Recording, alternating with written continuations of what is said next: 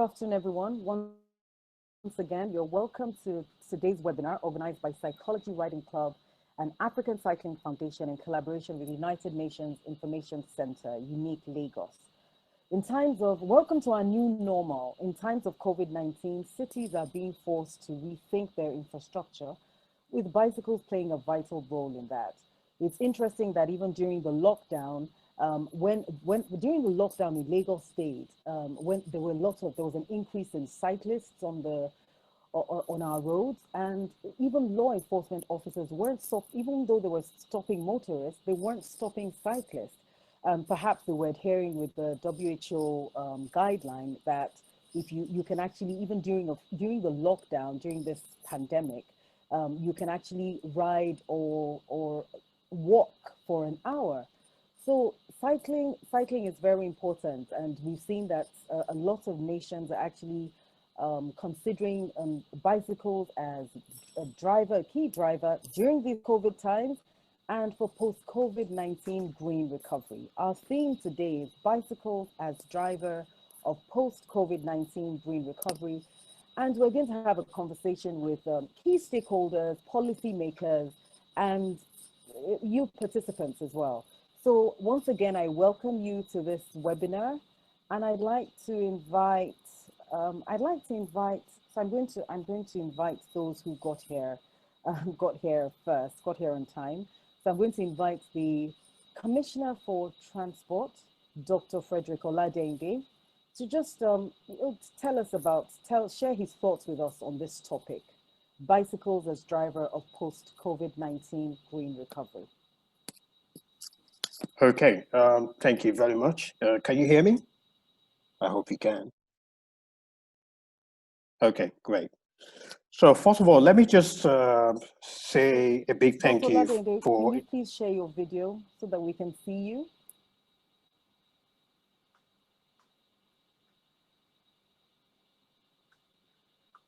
Yeah, can you hear me? Hello? Yeah, okay, can you hear me? Dr. Oladenge, we can't hear you. Okay, can you hear me now? Can you hear me now? I can hear you clearly, Really but I think okay. I can hear you clearly, but I think we need you to share your video too. Okay. But I can hear you clearly. Yeah.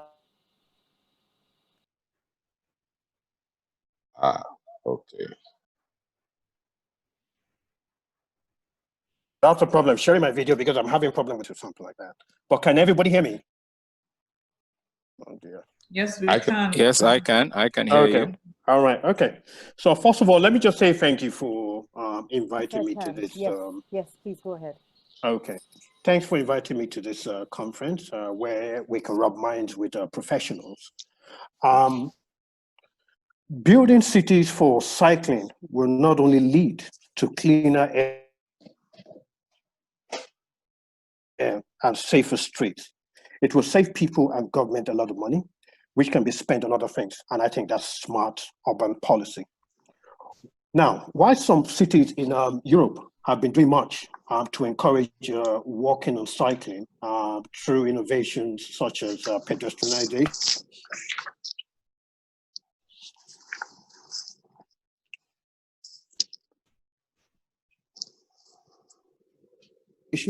traffic calming, and in Africa, because of the level of walking, and you would see that most of our pedestrian walks, etc., walkways have been taken over by people who sell, and basically we are not encouraging cycling.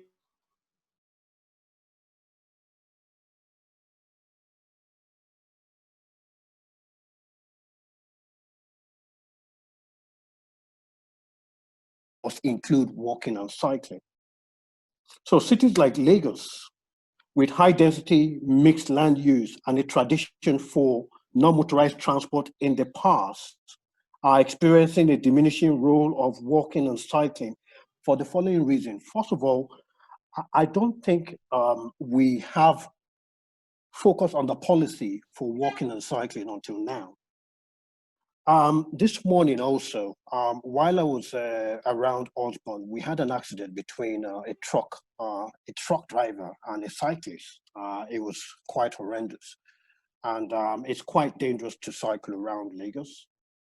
And that's because people are not aware of the importance of cycling and they don't respect cyclists on the road.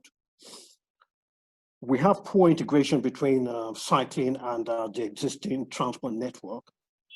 Most of our roads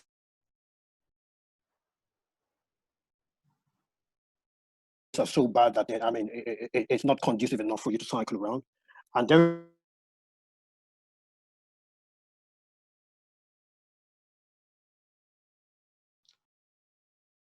We keep losing you. To connect destination using bicycle lanes. Level of investment. Okay, can you get me now? Can you hear me? Yeah, you keep coming in and out, unfortunately. Keeps breaking. Okay.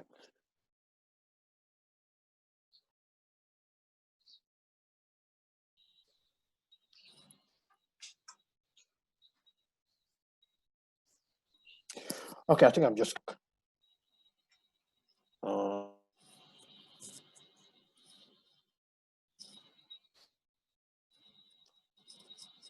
Are you making use of Wi-Fi or data on your phone? That's all.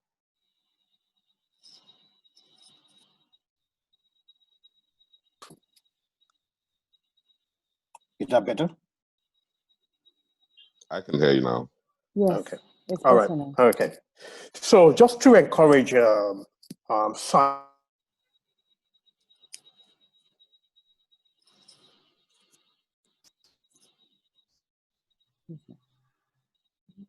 We've lost you again.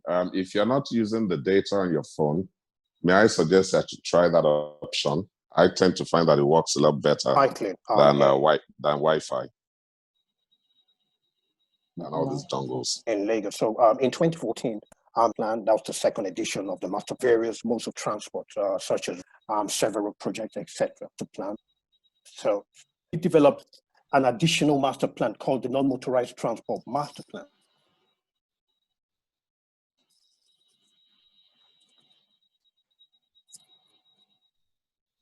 We can't hear you. Can't hear you, Dr. Fred. Dr. Ladende, we can't hear you. And in that master plan, we have proposed plan has 3 strategies. Hello? Yes, I can hear you. I can hear you. Better now. It keeps going on and off. It keeps going on and off. Yeah, I think there's so many people on the network. That's the problem. Okay, so that master plan has 3 strategies, 3 layers in it. And first of all, what we're encouraging Lagos State to do is to first of all develop its network around estates and schools, university campuses, etc. And then the second layer then extends to, extending that network to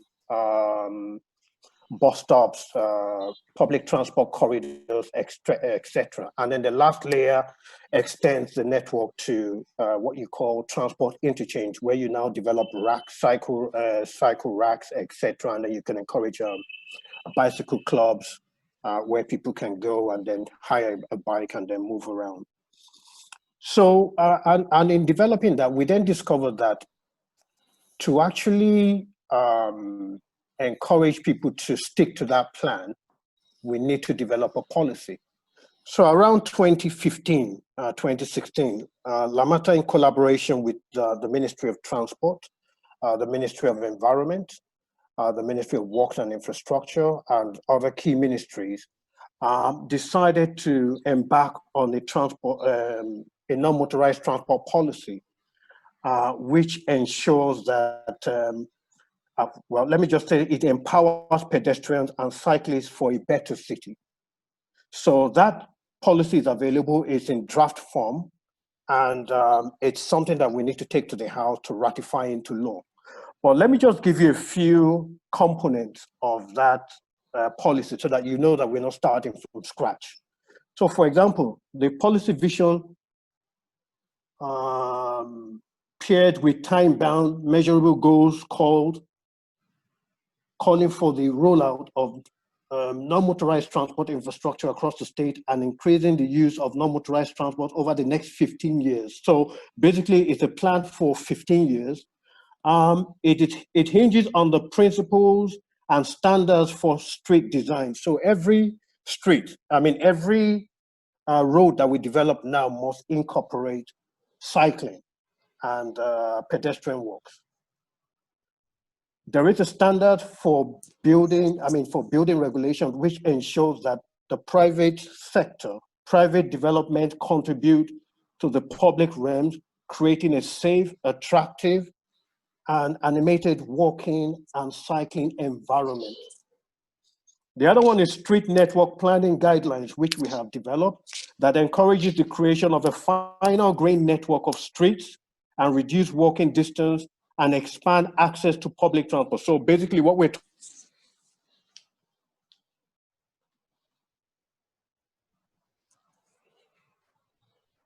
talking about here is that every in future measures to ensure funding of non-motorized transport. So what we have discovered is that for the private sector to get involved in the funding of private of cycle investment, infrastructure, there needs to be a policy in place.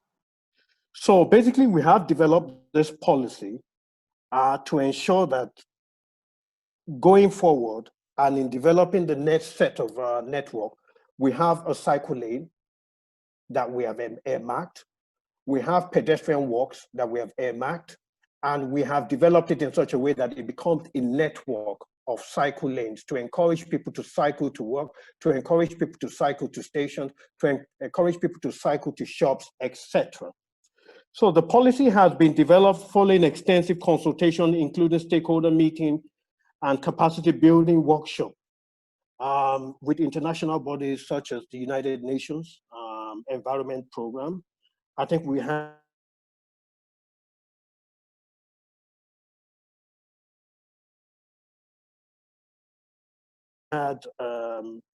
the Institute of Transport, the institution, partnering with Lagos State. I hope you can still hear me. Can you hear me? Yes, I can. Yes, we can. Yes, okay. we can. All right. Okay. Sorry.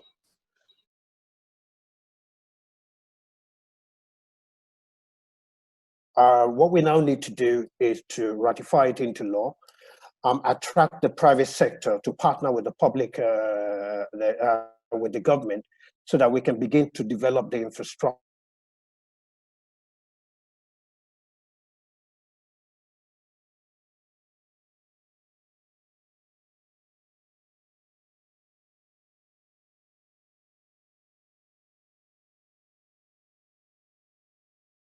Oh, we seem to have lost connection. Dr. Ladede, we can't hear you. Can't hear you.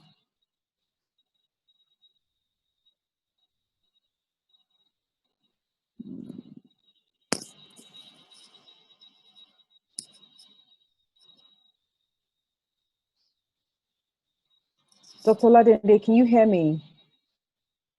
Oh, it seems to have dropped off. Okay.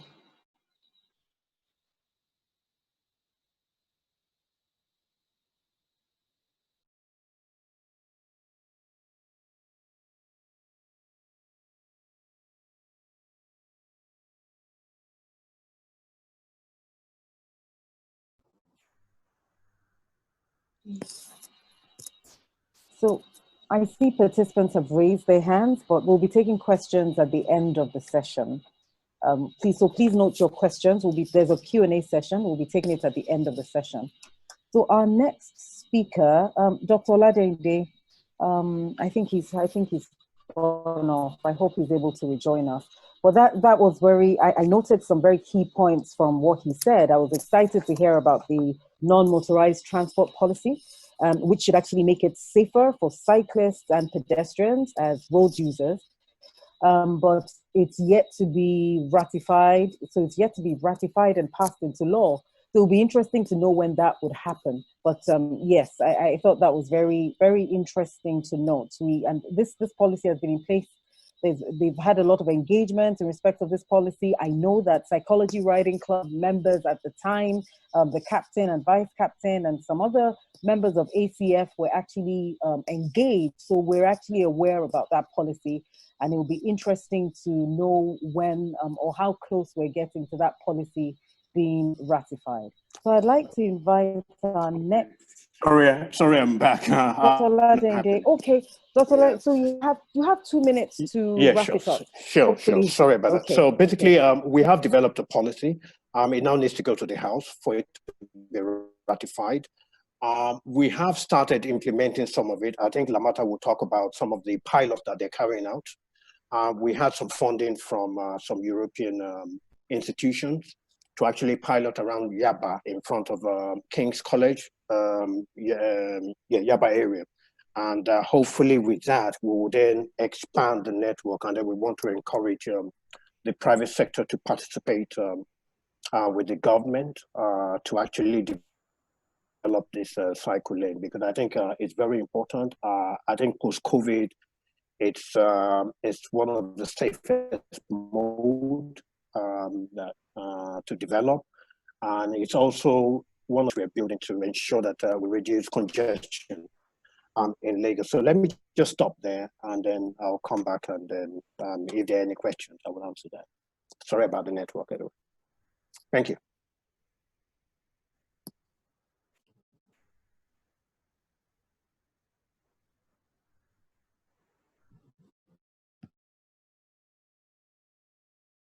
Oops. Oh, sorry about that.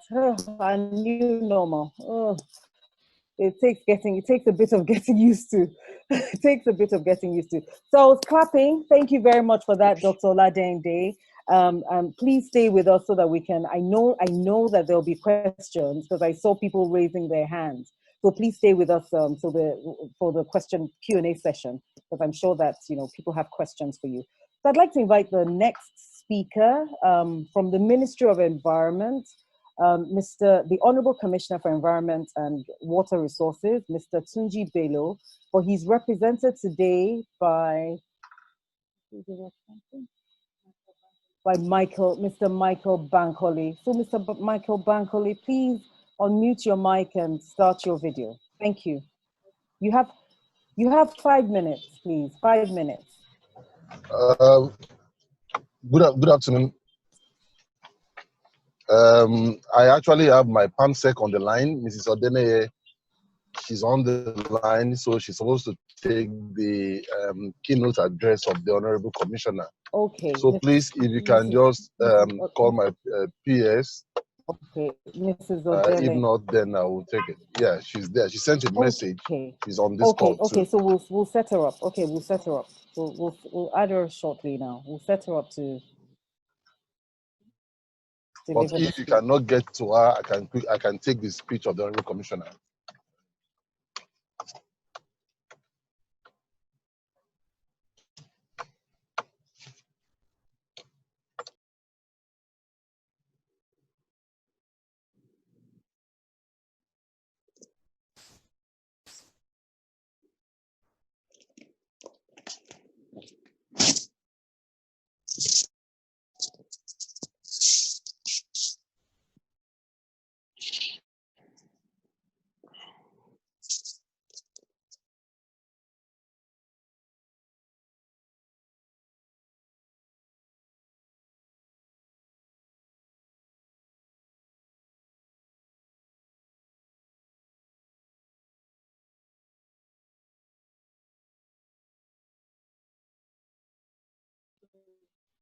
So, Mrs. Odene, please, you can unmute your mic. Mrs. Odene, you can unmute your mic.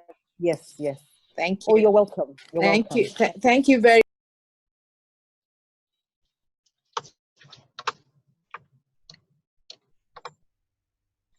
Mrs. Odene, you've muted yourself. You have to unmute your mic. Good afternoon, ladies and gentlemen. Honorable Commissioner for Transportation. Good afternoon, everyone. I said Bankole would have continued with the job, is able, but I was going to be a silent listener. But now that he's made me known, good afternoon, everyone. On behalf of the Commissioner for Environment and Water Resources, Mr. Tunji Bello, he asked me to say thank you for a wonderful webinar like this, and we are glad as a ministry to be a part of it. And he's commending the thoughtfulness of the organizers on this wonderful thing, bicycles as a driver of post-COVID-19 green recovery. Can you hear me? Okay.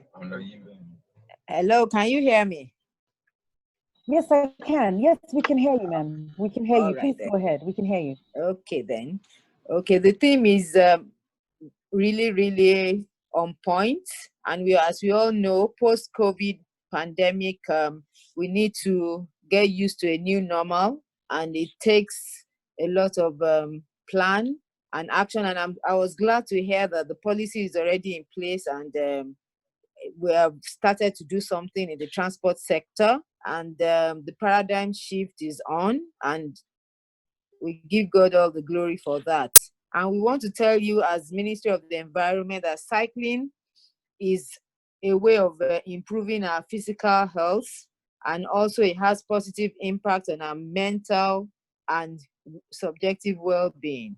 So we really need to cycle. And like the World Cycling Day, Bicycle Day, 3rd of June every year by United Nations, is telling us that cycling is a real thing. And we know when we go abroad, we see it all over the place. But we're just thinking that how possible will it be done in a city like Lagos? And we've heard the Honorable Commissioner telling us that the plan is out and some places are already having an impact. So it's very unique to have cycling as a form of transportation in Lagos. We're happy to have it. It's going to be affordable.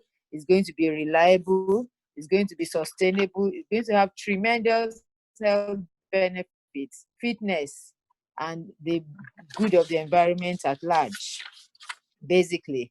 So it's really a joy to have non-motorized transport policy in place, as our Commissioner has Island, King's College Road, and there's also a linear park somewhere in Anthony. I know there's a German NGO that is working on that with Last Park. So we must emphasize that investing in city infrastructure to support cycling of such protected lanes will really provide a safer, resilient, and sustainable future for the transportation of all of us. We have data to tell us that what the ministry has done in the study carried out, that the greenhouse gases emission before the pandemic contributed to 5,190,997 tons of CO2 equivalent emissions to the transport sector. So the transport sector alone has contributed that much. And another study posted in the article on Nature Climate Change revealed that CO2 levels reduced by -17 in early April due to COVID-19 protocol, the lockdown and the movement within and the interstate travels that was banned. So this shows us that there is need for people to either walk or cycle and limit the burning of fossil fuels, which are contributors to greenhouse gas emission. Ladies and gentlemen, on behalf of the Honorable Commissioner, we, the Ministry of Environment, we are committed to realizing the post-COVID green recovery, and we need to collectively encourage ourselves to do more of walking, to do more of cycling, and the state is committed to this, even under the themes agenda, where environment and health are partners. So we know that if the environment is good, we'll have good health, and we will not rest on our oars in achieving a sustainable future for us. The Honorable Commissioner sends his love, and Ìgbéga Ìpínlẹ̀ Èkó àjùmọ̀ṣe. It is when we work together that we can achieve more. Honorable Tunji Bello for the environment. Thank you very much, and God bless you. Thank you very much, Mrs. Odene. Thank you so much. And thank you to the Honorable Commissioner for his remarks as well. Thank you very much. Thank you very much. So we're glad. Go on, ma'am. I said Mr. Bankole will stay on. He'll be able to answer you a lot of questions and data on study, climate change issues, Yes. and Okay. at this session. I would like to go off to another Zoom. Our new normal. Zoom here. Thank you. There.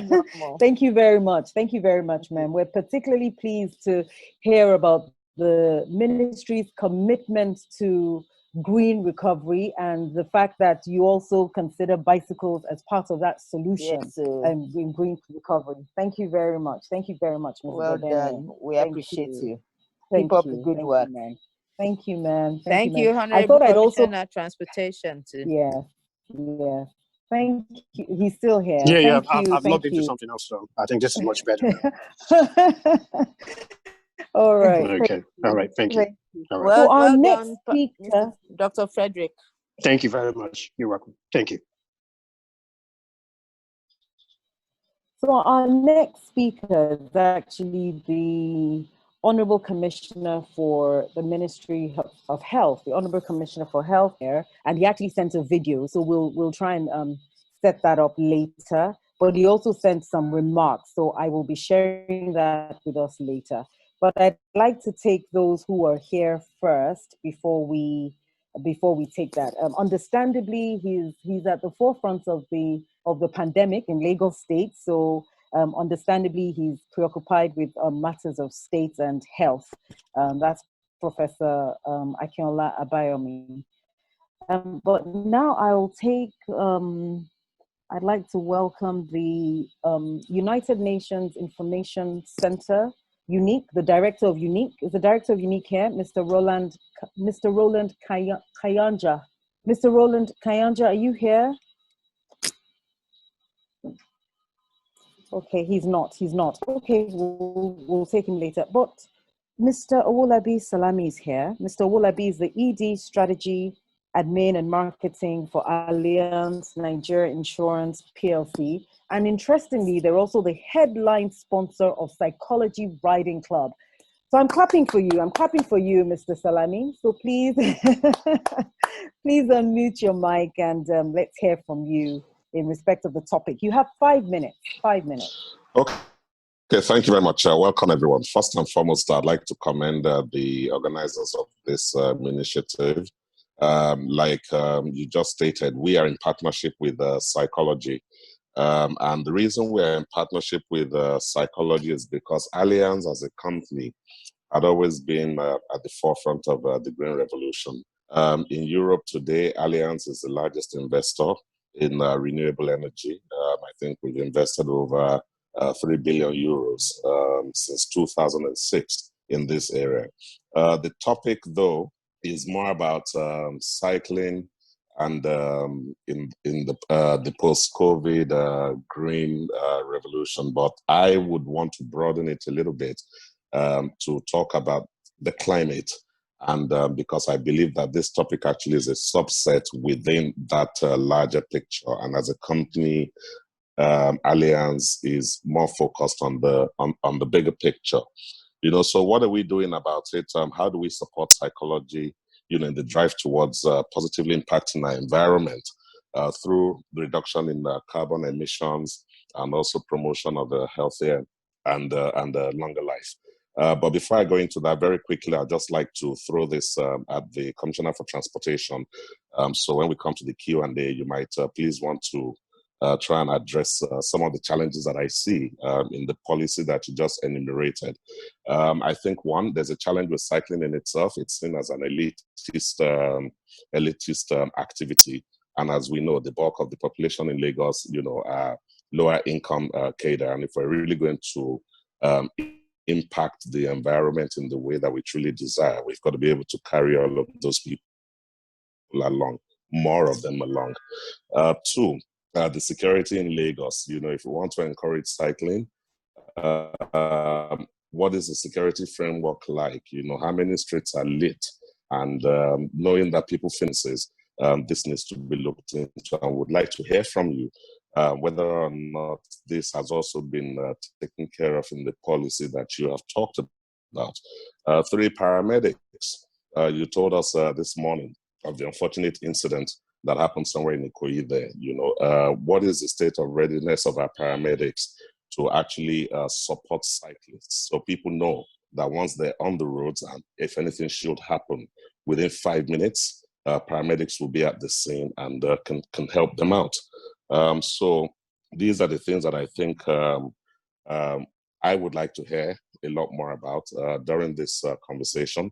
Then also the integrated transportation network in Lagos. If I live in Magodo and I work in VI, I can't cycle all that way, but I can cycle a portion of my journey, park my bike somewhere, lock it up, get on a public transport or something like that, come to work, and then go back home. If I can't do that, then I'm excluded from this entire initiative. And I just don't see that integrated transportation network yet in Lagos that would actually allow for us to arrive at the destination. As a company, how are we involved? Allianz has always had this focus on the environment, like I stated. A few years ago, we already got out of Formula One and we went into Formula E and started putting a lot more money inside of there. In terms of investment in Allianz also, whether they are quoted or non-quoted investments, we actually have what we call an ESG guideline, which is an environmental, social and governance guideline that we developed together with NGOs from across the world. And we use this actually as a basis for making investments in whatever it is we're doing. And one of the key things we look at in actually applying that guideline is the carbon emissions that the particular investment will put out. Secondly, we would invest a lot more by giving our policyholders the discretion to determine if they want for their life policies to be invested in actually green energy type businesses, which we can also do. For us, those are the ways in which we try to drive the conversation and the movement of the environment to be a lot more green. We also don't finance coal businesses anymore, predominantly coal businesses. We do not do as a company. So we are truly focused, on doing this. In terms of the insurance policies in themselves, we have over 150 sustainable solutions for our customers. So for example, which is what we are currently working on in Nigeria too now, is how we can get to charge lower insurance rates for vehicle owners who have hybrid cars or vehicles that are driven largely maybe by gas, as opposed to petrol. We're looking at that. We're looking at mileage-based tariff as well for motor insurance owners. So Cycolgy members, for example, could have, a what I can call a graduated premium scheme, whereby we charge you based on the mileage that you put on your car. And obviously, the less mileage that you put on, the lower your premiums can be. That this kind of initiative would encourage somebody living in Ikoyi who wishes quickly visit someone in Lekki to get on a bicycle and actually make that trip instead of cranking up the engine and going that way. Again, we also as a company have evolved what we call a paperless policy as part of our campaign to save the environment. So a lot of our policy documents now, we don't use paper unless you specifically request for it. But particularly to Cycolgy and to this and how we plan to support you in realizing this particular goal, the very first thing we are doing now is to develop a life product that would actually compensate you, or reimburse you, I think would be the proper language to use, for taking more care, of your health. So the more you cycle, the more mileage you put on, we would have a point system that would ensure that at the next renewal period, based on the data we get from each and every individual, you can have your own premiums go down significantly over time. So when we got invited to partake in this program, the thing we had to discuss in the company here is, okay, how are we going to add value, along this journey? And this was one of the things that we came up with. The second one, like I earlier mentioned, is the one where we would actually start tagging cyclists to vehicles that they own. And depending on the mileage that they put on their cars, we would also recognize and reward them for that. I wish I had more time. I have so much more to talk about in terms of how well involved we are, what we have done, what we are doing in Nigeria. But at this point, again, also like the Honorable Commissioner, I will hold back, and maybe the questions will further stimulate the direction in which this conversation would go. Thank you so much. Thank you very much, Mr. Salami. Thank you so much to Alliance for, sponsoring Cycolgy when others wouldn't. So thank you so much. Well, it's interesting that you mentioned the life product that reimburses cyclists for the number of miles, for how healthy they are. So look, you can't, you're speaking to the right people. I can hear there'll be a lot of psychologists on this call now. There'll be, lots of them already do 300 kilometers a week. Now they'll be riding 500 kilometers a week. They need to Mr. Salami, they need to do more. They need to do more because many of them are old. they need to do more than 500 kilometers. Yeah. Well, you go. I'm sure they can all hear you. They can all hear. I'm sure lots of us will be interested in that. Thank you so much, Mr. Salami. So our next speaker, so again, Mr. Salami is still around. So if you have questions, please, in the Q&A session, note your questions for Mr. Salami, the Dr. Frederick Oladende, the Honorable Commissioner for Transport, and for Environment, represented by the Permanent Secretary, Mrs. Odene, and the Director, Mr. Michael Bankole. So now I'll call our next speaker. Our next speaker, you have 5 minutes, please, to touch on the topic. Is Mrs. Abimbola Akinajo. So tell us more about, because we're really eager to hear about this non-motorized policy. And as Lamata, as the MD of Lamata, it will be interesting to hear how soon this policy will be ratified into law, really. So Mrs. Akinajo, can you please, is Mrs. Akinajo here? Engineer Akinajo. Hello. I am here. Good afternoon. Oh, she's here. Oh, Engineer okay, Akinajo sorry. is here. Okay, great. Engineer Akinajo is here. Thank you. So please, you may go ahead. You may go ahead. Thank you very much for inviting me to this webinar. So, non-motorized transport. My commissioner has spoken about it. What I will say is that we have the policy, and like Honorable Commissioner said, it was widely, we had a lot of stakeholders take part in it as when it was being put together, and it is ready for ratification. So what we need to do now is, as the commissioner said, we need to take it through to the governor, have it approved, and then we'll send it to the House. Mrs. Akinajo, I'm afraid we can't hear you. There's a problem with the connection. Oh, Mr. Salami, it might be your end, because I can hear her. I can hear her very clearly.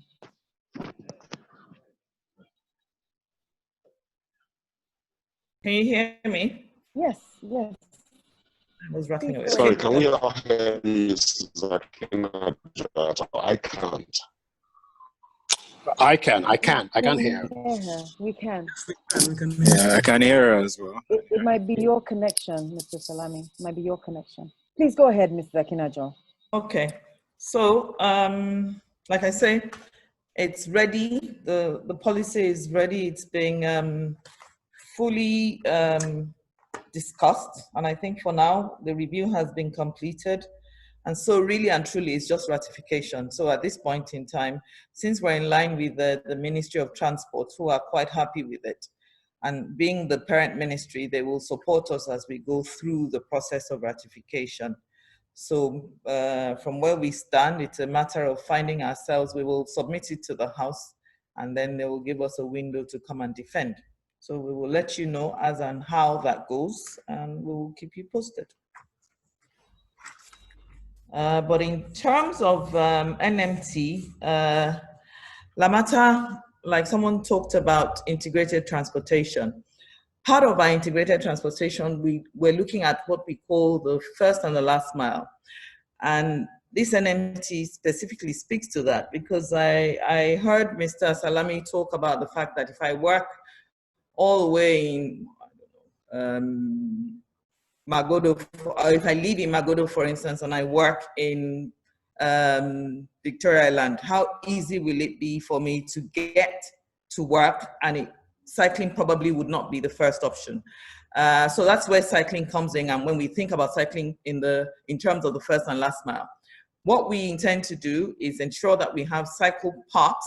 That's what all of that is within the policy. So if you leave home on your cycle, you can get to a terminal, park your bike, get on the train, get on the bus, get to your other end and use a last mile bus system that we have and take you to your closest area. Now, I also know that Lagos State is talking to private sector regarding bike sharing schemes. I know that one of them has presented at Exco and they're supposed to be developing this. Now, this is a system that will also enhance cycling, because when we have that, then it doesn't matter that you don't take a bike all the way out of home. You can get to a cycle sharing park that you can pay and utilize, and then get onto the train or get onto the bus. And at the other end, also find another cycle that you can rent for the short distance away. So there's a lot of things that the policy is speaking to. And I believe once we have ratified it, we will be able to start to implement. Lagos State, part of that policy speaks to the fact that all new infrastructure must consider cycle paths. And one of the things that we have here speaks to the fact that for every road that is being built that has a speed greater than 30 kilometers, there must be a cycle path on it. Once you ratify that into law, Ministry of Transport, Ministry of Works will have to take that into cognizance. Where the speed is less than 30 kilometers, you don't necessarily have to have a cycle path, but you prioritize cycling within the system. Can you still hear me? Very clearly, very clearly. Okay. Yes, we can. So there is also the fact that in implementation of any new infrastructure, usually Lamata relates with Ministry of Works, and we do this quite well now. They come to us and ask us, what are your plans for public transportation? Do you need a BRT here? Do you need? So obviously, once we have ratified our NMT policy, all of that also will become a necessity for us to sit down together with them. And I believe Lagos State is doing that better now. The interaction between the ministries to ensure that there is synergy and there is some sort of coherence in the way we deliver infrastructure. So the non-motorized transport policy will help us do that. And somebody asked a question about, or my commissioner was talking about the pilot scheme. Yes, we have a pilot scheme now. We're in partnership with GIS, the GIZ. They have given us some funding, and we are doing a pedestrianization on Catholic Mission Street, going all the way to TBS. The project is about 70% complete. It doesn't have a cycling path, but it has pedestrianized areas. And what do you call it? The traffic signals are leveled, so you can, for the disabled passengers, you don't have to step down to cross. So really and truly, it's one of the things we're going to use to demonstrate that walking, or encourage people to walk, because the whole of that stretch would have a pedestrian area that is cordoned off, because we know what our motorists are like. It's not as though we don't have walkways in Lagos, but motorists will park their cars there, or they will try and circumvent one another by riding on the paths. But we now have bollards all along the walkway to ensure that we don't get motorists getting onto it. But that project is about 70% complete, and it will be a good way to demonstrate that pedestrianization may be a good policy, or part of the policy that we have for Lagos. So thank you very much. And if you have any other questions, we would leave that till we get them. Thank you very much, Engineer Akinajo. I'm clapping for you. Thank you very much. Thank you very much. Yes, I'm sure we'll hear more from you during the Q&A session. So you mentioned bike sharing, parks, schemes, all in the NMT policy. We're really looking forward to that NMT policy being passed into law. And at this point, I'd like to invite the agency, the head of the agency, saddled with the responsibility of making Lagos greener and healthier through the creation and maintenance of functional and operational parks and gardens. So I'd like to invite the GM of Last Park, Mrs. Adeton Popola. Ms. Adeton Popola, you have the floor. Hello, good afternoon. I'm so sorry I'm joining late. I had to attend to something very urgently. Please go ahead, Ms. Popola. You have 5 minutes. 5 minutes.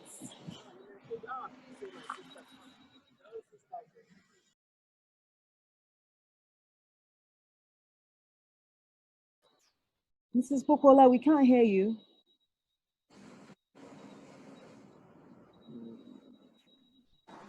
She seems to have dropped off, and Mr. Salami is off as well. Okay.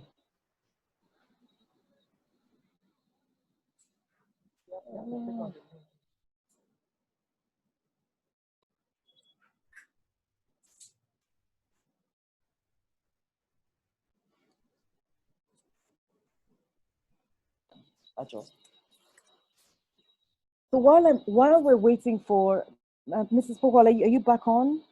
So while we're waiting for Mrs. Popola to come back on, I think we'll take a speech from the head of Volunteer Corps, African Cycling Foundation, Mr. Adebajo Adebule.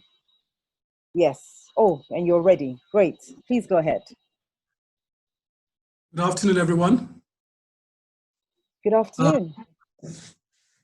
Yes, I really want to say how excited we at ACF are about today's webinar, especially given the high quality or high caliber of the attendees. The stakeholders that are attending this webinar are people that can actually bring about change in the cycling ecosystem. So we're very excited that we can have this today. And we're looking forward to exciting things coming out after this webinar. And basically, I'm going to use the little time I have to give a brief overview of what African Cycling Foundation has been doing to contribute to the development of cycling in Nigeria. And to do that, I'll share a few slides, and I hope you'll be able to see them as I share them. Just a minute. Okay.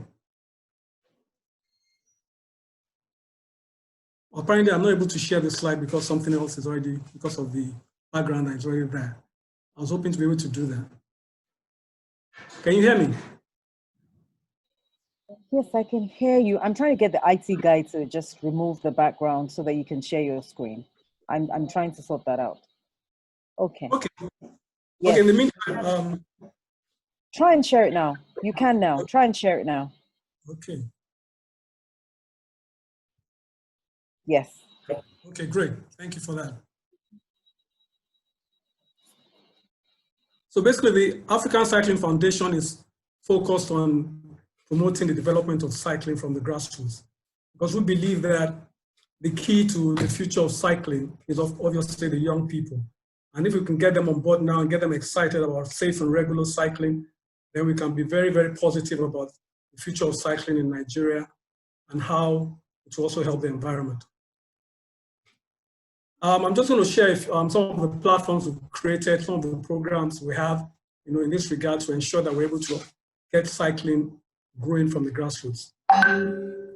Our flagship program, the School Cycling Challenge, which is a platform we created to enable secondary school students who can display their cycling talents and also encourage more of their peers to take up safe and regular cycling. So it's basically to promote the growth of regular cycling among teenagers. And we also use it as an opportunity to educate the young people about their responsibility for the preservation of the planet, of the environment, and what they can do to reduce their carbon footprint. So we help them to understand how cycling contributes to a greener Nigeria, a greener Lagos, and also how they can help by behaving responsibly with their choices in terms of disposing of their waste and other things to help us preserve our environment. The program also It's an excellent opportunity for us to discover new and exciting young talents who can be groomed to later become powerful people as they go to win laurels for Nigeria in the international cycling stage. This is already bearing fruit, and I'll speak a little more about this later. So how do we hope to achieve the school cycling challenge, the success we have set ourselves for the school cycling challenge?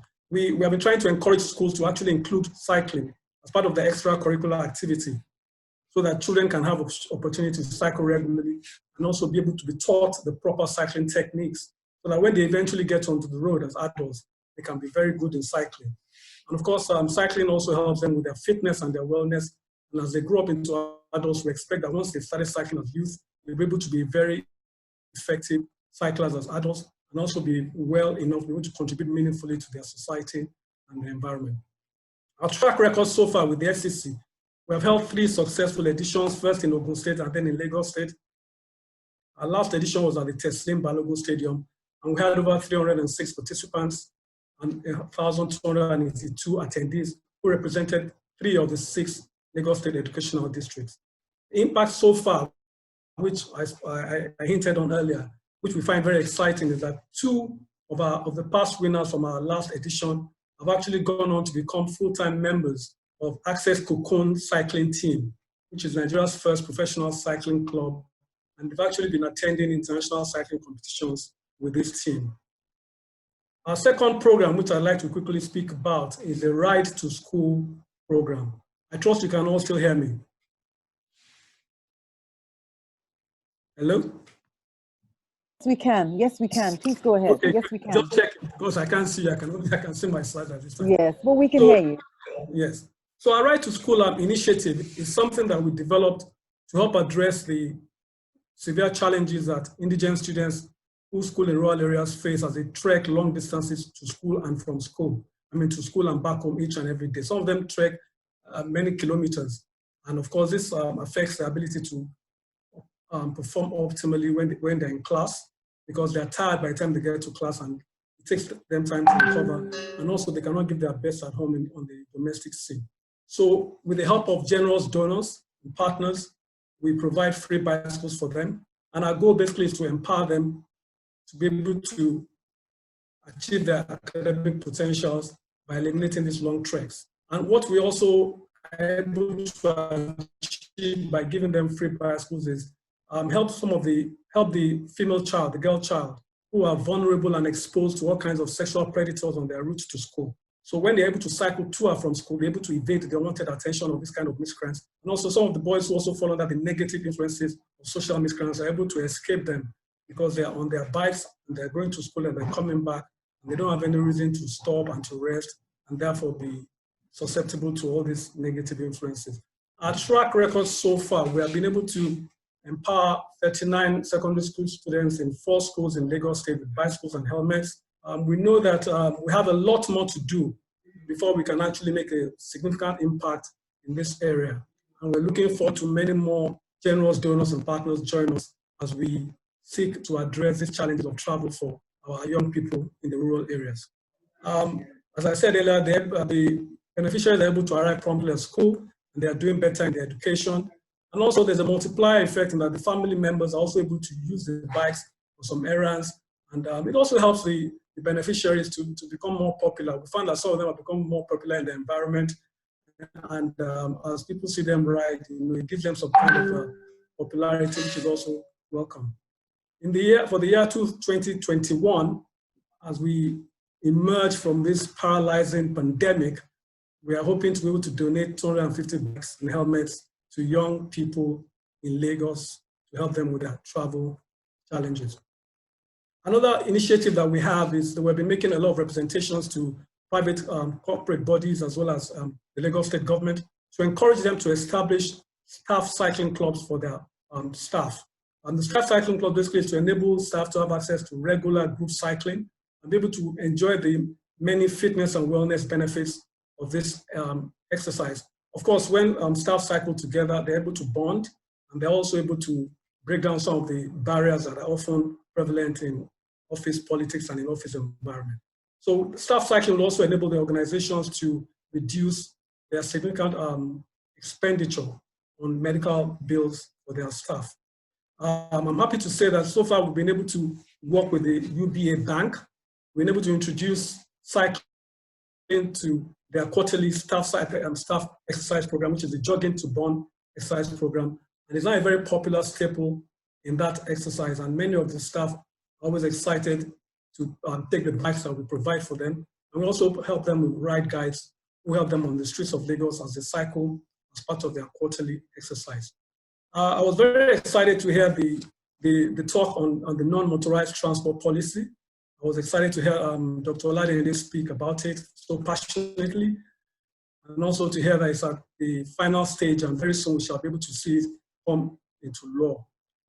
African Cycling Foundation were actually involved in the development of this policy, and I was able to go through the policy, and I'm really excited about how ambitious that policy is and the impact and the incredible development it will bring to the cycling ecosystem in Lagos State.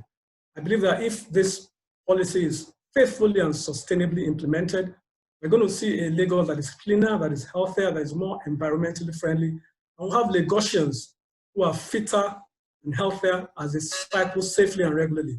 Because some people have spoken about the dangers of cycling.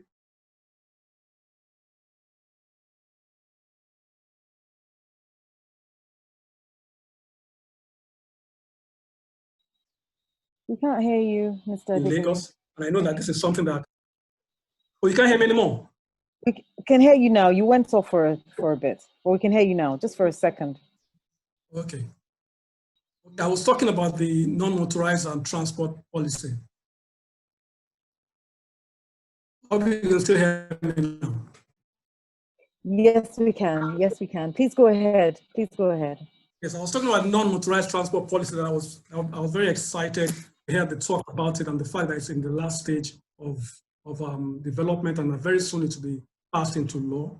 And I really believe at ACF that this program will really do a lot to deliver a cleaner Lagos, a healthier Lagos, and will provide Lagosians with the opportunity to ride safely and regularly on the streets of Lagos. And but I know that one of the challenges I've identified with that program is the fact that there needs to be a lot of orientation motorists in Lagos and also the public in Lagos to be able to share the road with cyclists and also to be able to understand the cycling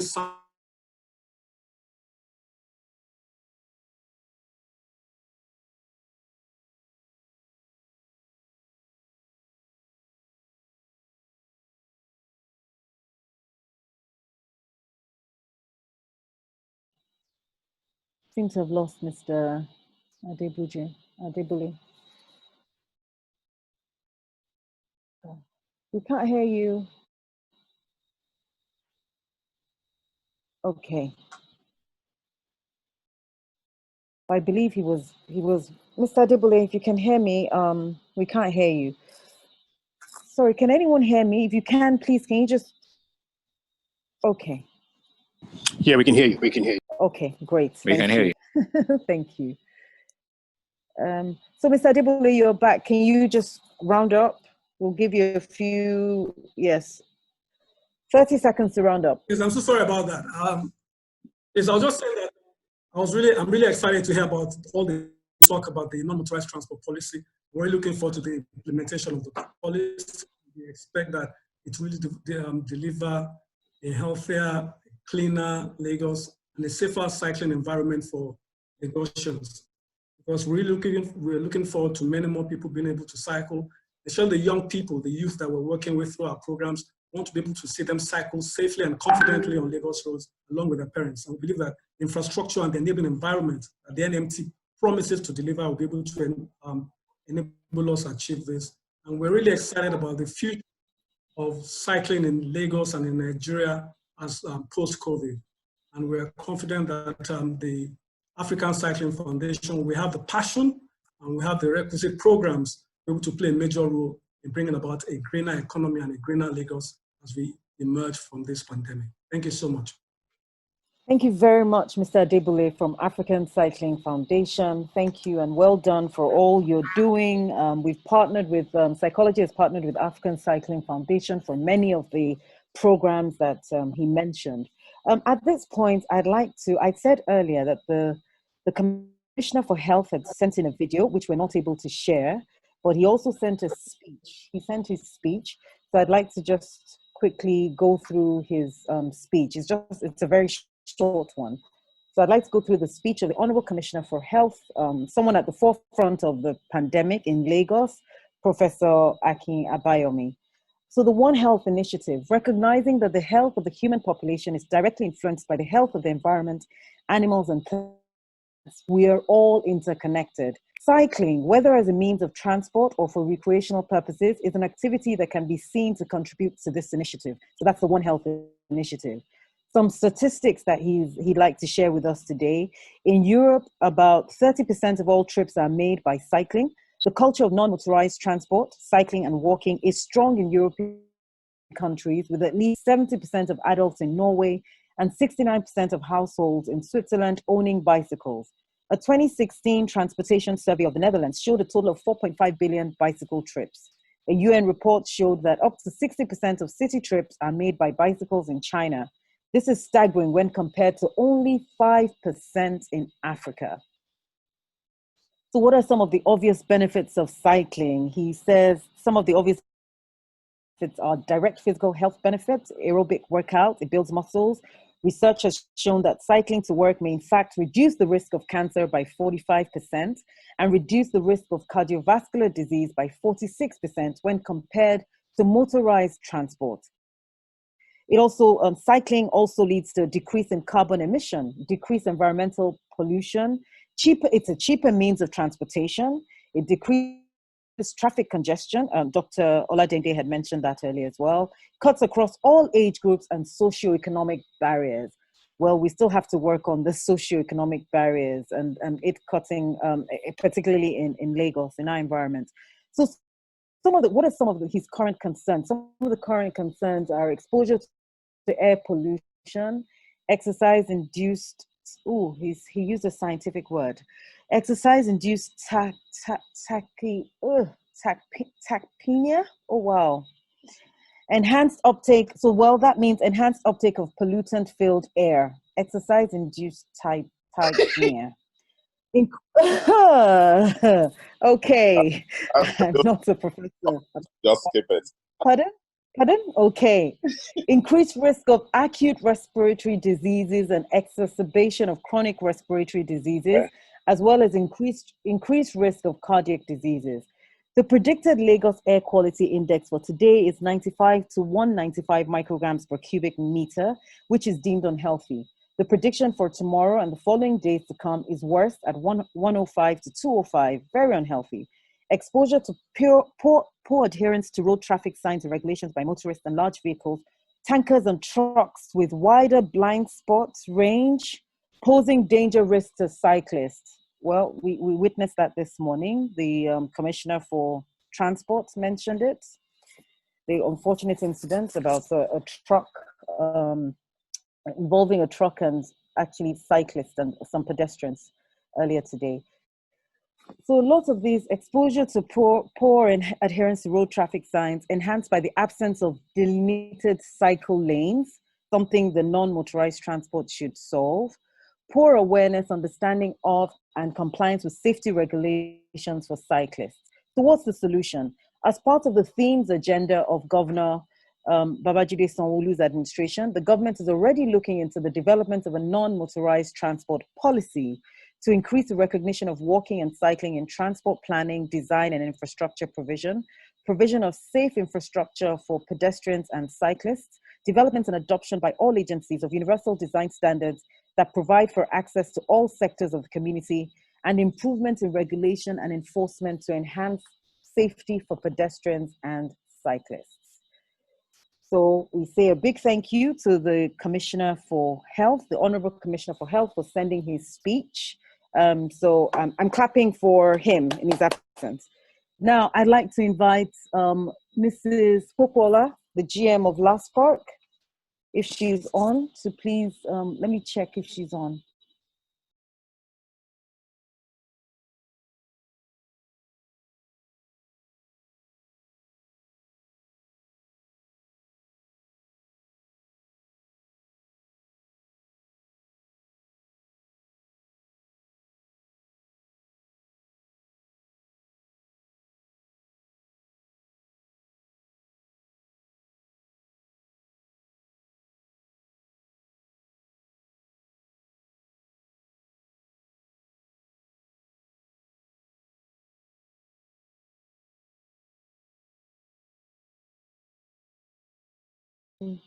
Okay, I haven't been able to, I can't seem to find Mrs. Popola on the call. So at this point, I'd like to invite the captain of Cycolgy Riding Club, Mr. Tunde Laoye, to speak about psychology and to speak on the theme, Bicycles as Driver of Post-COVID-19 Green Recovery. Mr. Tunde Laoye. Good afternoon, everyone. Thank you all for honoring our invitation to join this conversation. There's quite a lot to be said, but we can't say it all in one day. So this is the beginning of many, many, many more conversations to be had. I would like to share a couple of slides just to say a bit about psychology. I think I can't share. They need to take off the back. Okay, yes, I can now. Let me just give me a few minutes, please.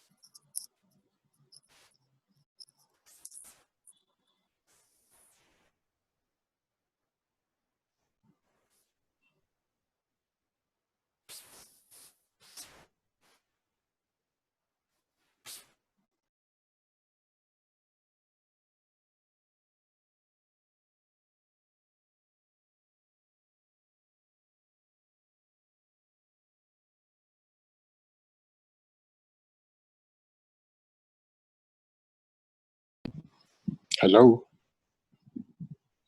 Hello? Hello, yes, I can hear you. We can hear you. Mr. Laoye. I think you've lost him. Have we? Wow. Okay. Can we take okay. Is he, yeah, go ahead. Mr. Laoye, No, are you still left. here? Okay. Oh. Well, I think apart from focusing on cycling post-COVID-19, we also need to focus on Wi-Fi and ISPs post-COVID-19. So we have...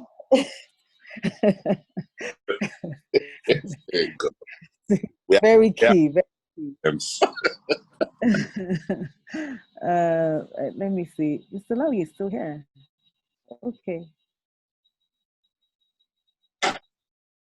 He's just joining now. He's just joining again. Okay. Okay. We'll just try and put him back on before we take the... Okay. Hello. Yeah, sorry about that. Can you hear me? Yes, we can. Please go ahead. Yes, I had a technical hitch, as they say. So I'll just do a quick run through what psychology is about and what we do, and then we'll try and see how we can loop it into the conversation. Psychology is a non-for-profit recreational cycling club, which was started in the year 2011 with about 6 members. And over the past years, the club has grown to 300 registered members. Our members consist of professional and successful entrepreneurs, both male and female, from public and private sectors. Our mission, which is very important, is to create a global platform for promoting cycle. And our vision is advancing cycling as a tool for healthy lifestyle. And the Commissioner of Health said a lot about the health benefits of cycling and social impact. I would want to focus a bit more on social impact. With the issue of healthy lifestyle, I'll tell you that most of our members join basically when they think about fitness, weight loss and everything. I joined about 9 years ago. I started cycling at this level, and I used to weigh roughly about 87 kilograms. And I'm proud to say today I'm in the region of 70, 71 kg. So social impact.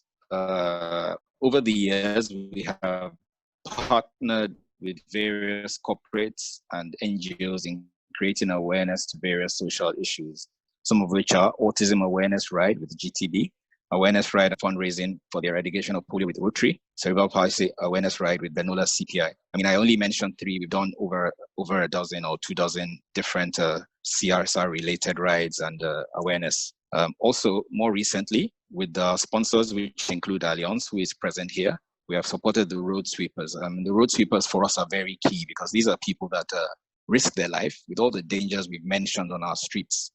They are there in the morning, they are there late at night, very early in the morning, 5 a.m., with hardly any lights. You see them sweeping and keeping the roads clean for all the road users, and then more especially we, the cyclists and pedestrians, because you know how dirty our roads can be. These guys risk their lives. So we've taken it upon ourselves to once in a while try and give back to them. I think towards, was it November last year, with our sponsors, we have quite a few, but with our main sponsor, we went around and we did a ride, and I think we were able to reach about 500 with cash gifts and different little gifts and stuff. And from the pictures, you can see how elated and how happy they were. We didn't stop there. During the lockdown, we also noticed again that these guys were still on the street.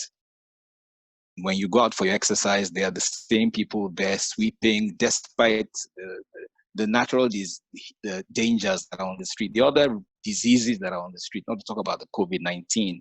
So we decided to award some of them. We couldn't go everywhere because of the lockdown, so we were able to do the people in the neighborhood of the island, and we gave out dry food packs. I think we reached about 200 sweepers. We still plan to do it again and probably go to other areas now that the lockdown is off, but we'll do that as time goes on.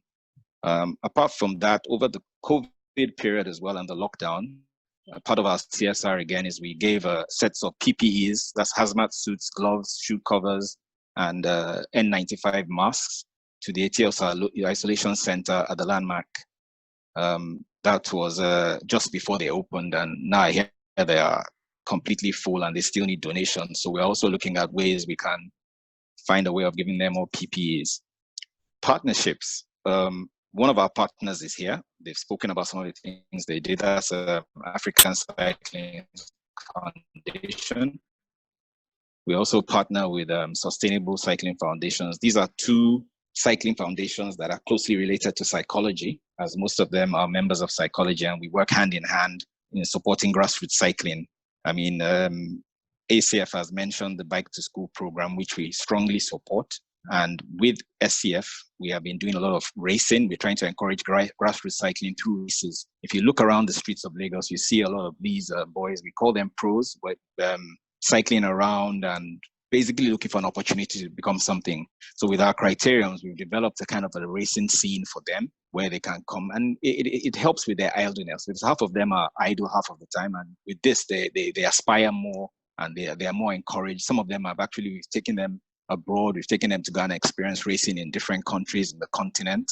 And with that in mind, we've also, I think Baju mentioned it, we're also developing what you call a continental racing team. It's called the team Access Cocoon. We have Access Bank and Cocoon Properties supporting us on that. The idea is to have a team that can race and can compete in the continent and probably eventually go to the Tour de France. Okay, one of them, I would have wanted Mrs. Popola to speak first, but unfortunately she kept going off. I don't know if she's still here. One of the greatest things, or I would say one of the good favorite initiatives of mine that we are embarking on is cycle parks and recreational parks. It's different from what the MD of Lamata said, not park for parking your bicycles, but it's parks to come and ride. We all heard about what happened today. Luckily, we hear the lady is okay, but some people want to cycle, but they're afraid to cycle because of the issues that are now of safety on the road, which is really, really the major problem. So in conjunction with ACF and Lagos State Parks, that's last park, we plan to convert idle spaces, that's like setbacks of roads and drainages, into a safe, eco-friendly bicycle and recreational park with cycle parks, which may eventually be incorporated into the city cycling network. This is also based on the non-motorized cycle policy, which we also were part of. We went to a couple of sessions and hearings on it, and we contributed. So the whole idea is get people cycling in their environment or in their neighborhoods with cycle parks, get them comfortable on their bicycles. Before you know it, they probably drive their cars there and cycle. Before you know it, they ride from their house and cycle there and ride back home. Before you know it, they're riding into the supermarket. Before you know it, they're going all over the place. But as this is being developed, we are hoping that we can. I know that the whole stretch of Freedom Way has a very big storm drain, which environment through drainage is building a drain. So we have kind of got an approval to use the setback for the cycle park. But if you look down the whole stretch, it takes you all the way to Lekki Express Road, and then you can connect to Duro Simeti, which has just been done. The whole setback, apart from the park we're trying to do, can be used as a cycle path, which can lead you into all the roads that go into Lekki 1, Admiralty, Duro Simeti. There's a place where they do the visas, that road. So it's actually a great thing that's going to happen once this is done.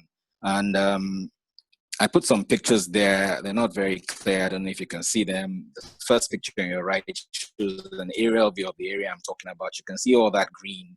That green is, that's the stretch I'm talking about. Right now, under the foliage you see there is a canal. Although Lagos State is turning it into, they're doing the storm drain, but the setback that is left is going to be used for our cycle park and cycle paths. And we also have another partner who I didn't mention here, but we've been talking, and they were mentioned earlier. They were not mentioned specifically, but they're a bike share company called Our Bike. The plan is for them to also have bike stations there. They want to concentrate on estates, and definitely they'll be coming to Lekki, and we are fully behind them on that. I hope my 5 minutes is not up, because the most important thing which we are doing and which we are pushing in order to make the road safer for all of us is our own Share the Road campaign. I mean, they share the road all over the world, but Cycolgy in 2018 decided to launch our own campaign. We even have our own logo, which is our own dedicated logo, which will be turned to road signs and put in areas and streets that bicycles are frequent, that bicycles frequent. And basically, a lot of things with what happened today, as we said. I hear that the driver was speeding maybe on a one-way in a big truck, and he took out a cyclist, took out a couple of pedestrians, took out a couple of cars, then ended up on the side, climbing the side of the dolphin, the express road dolphin thing, and maybe he ran away, or whether they caught him, I don't know. I mean, that is part of what we're saying. Safety, people are scared. That's what scares people off the roads. But then again, there's an issue of serious enforcement, making people obey the highway code. We don't even need many amendments to our highway code. Our highway code says everything you need. If we just abide by the highway code and we enforce the highway code, 50% of our issues on the road would be reduced, because most of our issues are man-made. Apart from bad roads and everything, half of it is bad behavior, lack of courtesy. And, you know, I mean, you all know, I mean, we people wake up in the morning, we pray to God, and we pray and we ask to forgive our sins, and the next thing we get in our cars and it's like it's war. As you get in your car, you're ready to have war and ready to fight, you know. So it's just crazy out there. So part of the what our campaign seeks to accomplish is educate road users on the obligations to share the road, educate and reinforce the use of the highway code, drive participation and engender road safety etiquette and courtesy. Because that is really key. Where, as I said, we wake up, we pray in the morning, and we go out and we start to curse when we're on the road. We don't even have the basic courtesy. We're not polite. It's just war. Educate road users on incident protocol, like today, what should have happened when the people that were hit. Then, most importantly, promote cycling awareness as a behavioral shift. I mean, all this has to work before the non-motorized policy can even work properly. We need to start changing the mindset. We need to start making people, somebody had mentioned, I think Mr. Salami said, oh, bicycling or cycling is elitist. Yes, recreational cycling may appear elitist, but cycling by the regular person is looked at a poor man's cycle, a poor man's thing. I mean, I've had people shout on me on the road that, what do you do for road? You know, looking at me like, oh, you have a bicycle, I have a car. You know, not realizing that, oh, I also have a car, but I prefer to ride a bicycle. I'm probably healthier than him, you know, but yes, it's true. I'm healthier than him. So it's not an elitist thing. I think another speaker mentioned about, I don't know if it was about bringing and making our own bikes. I think, I was listening to the speech of the Commissioner of Health. I mean, we're really, really happy. He couldn't make it, but he sent us a recorded speech with himself on it, and he talked. It's unfortunate that we cannot play the whole thing now because of time, but I'm very, very happy. Thank you. If you get to listen to this later, thank you, Honorable Commissioner of Health. Yeah, so let me not digress. I'll share the road. It is well known. Okay, I'll just read this quickly. It is well known to the public and that bad driving etiquette is a major contributing factor to race safety and accidents in our roads. I've spoken to that. There is a perception amongst individuals that a bicycle is not a vehicle and therefore should not be on the road. With this in mind, the campaign seeks to enlighten the public on joint road usage and best practices. This will be aimed at changing the mindsets, attitudes, and behaviors through the following ways: social media awareness campaigns. We've started that. We'll put out campaigns in broken English, in all sorts of languages, sponsor a traffic sign campaign. Like, as I said, signs like Share the Road, or general signs that are needed across the populace, across the state, just to keep people, reminding people. We're going to partner with TV stations and radio stations. We're in talk with a few already to create jingles and awareness. So this is how we can support the government in making sure that the policy that is about to be passed, people understand it before it comes. It's not only about cyclists here, it's about, sorry, I'll just take you back very short to the Highway Code. Highway Code defines road users as motorists, pedestrians, bicyclists, and motorcyclists. So road users include pedestrians and cyclists. So we as cyclists also have to obey the rules the same way a car obeys the rules. I'm always trying to correct cyclists when I see them riding one way, that they're not supposed to be riding one way. So all these campaigns we are referring to here are going to educate people on how to use the road and all that. I mean, we plan to visit motor parks and bus terminals and give out things and caps and just create a big thing around this thing, around this Share the Road thing. You know, talks, forums with organized groups. We will meet the drivers associations, drivers unions, and then most importantly, again, stakeholder participation. This is one of many. So in seminars, webinars, training, etc., with government agencies, private sector, which is exactly what we are doing now. As I said, this is just one of many. Before I jump off, I'll just show you this picture, which I'm sure a lot of you have seen. That is Carter Bridge, Lagos in the 1960s. You can see the cars, motorcycles in between, the whole stretch of the sidewalk. The sidewalk is very wide. This is what the NMT is also saying: wider sidewalks, smaller roads. So less emphasis on roads, wider and more emphasis on pedestrians and cyclists. What has happened over the years is we've shifted to more emphasis on cars and less emphasis on pedestrians and cyclists. Whereas the major population are people that do not have motorized vehicles. And the reason why they are forced to use motorized vehicles is because there are no more sidewalks. If you're on the sidewalk, somebody's probably selling akara and boli and telling you to walk on the road. You know, so these are things that have to change. And I'm so excited that I hear that the policy is about to be passed. It's long overdue. And as Cycolgy, we are fully behind government. We will do our part. We will reach out to our network. We will reach out as much as we can to ensure that this is not about us cycling as recreational cyclists, because you see us on the street, we have our SAGs behind us, we have our cars protecting us. This is about commuting. This is about moving Lagos, moving transport, moving the people. Lagos is a mega city. Basically means we have over 10 million people. And I'm sure you know we have about 20 million people. There are 38 or so mega cities in the world. Nigeria is in the top 10. If we have the statistics right, I'm sure we're number 7 or 8. We have about 20 million people. Anyway, I think I've spoken more than I should. Lagos, let's cycle. Thank you. And as our motto is, never give up.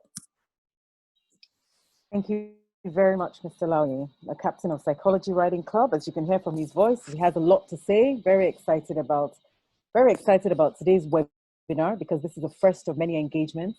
And Mrs. Popola, GM Last Park is on. So I'd like to take Mrs. Popola before we open up, we take on questions and answers, the Q&A session. And I'm so happy Dr. Oladende and others are still here. Mr. Salami is still here as well. So Mrs. Popola, GM Last Park, please, the floor is yours. Go ahead, please. Good afternoon, everyone. Sorry, the network was really bad. I'm happy to be here. Thank you for the invitation, Cycolgy and African Cycling Foundation. As Mr. Laoye has mentioned, we're working to put better use of our open spaces. The Lagos State Parks and Gardens Agency has a mandate to beautify Lagos and provide recreational spaces. And so what we're looking at is to have more types of recreation. So apart from the regular scenic parks or play areas that children have or event centers, we're looking at cycling. And cycling is a focus area for us because it also has health benefits, and it helps with traffic management in Lagos State. And so one of our first projects is the Freedom Way project.